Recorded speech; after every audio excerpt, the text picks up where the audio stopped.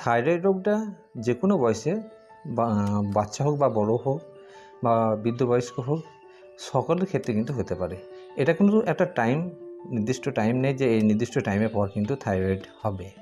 তা ছোটোদের হলেও কিন্তু মেডিসিন চালাতে হবে, বড়দের হলেও মেডিসিন চালাতে হবে এবং যারা বয়স্ক লোক বৃদ্ধ বয়স্ক তাদের ক্ষেত্রে কিন্তু থাইরয়েড হলে মেডিসিন চালাতে হবে।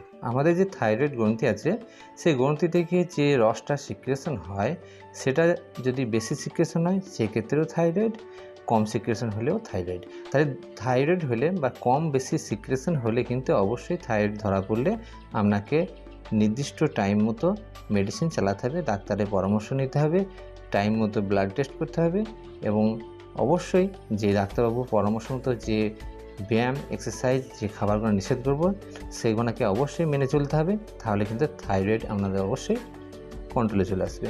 কিন্তু কন্ট্রোলে চলে এলেও কিন্তু ডাক্তারের পরামর্শ অবশ্যই রাখতে হবে। তাই এরভাবে যদি আপনারা চলেন, আপনার যে কোনো বয়সে থাইরয়েড হোক না কেন আপনার অবশ্যই কমবে।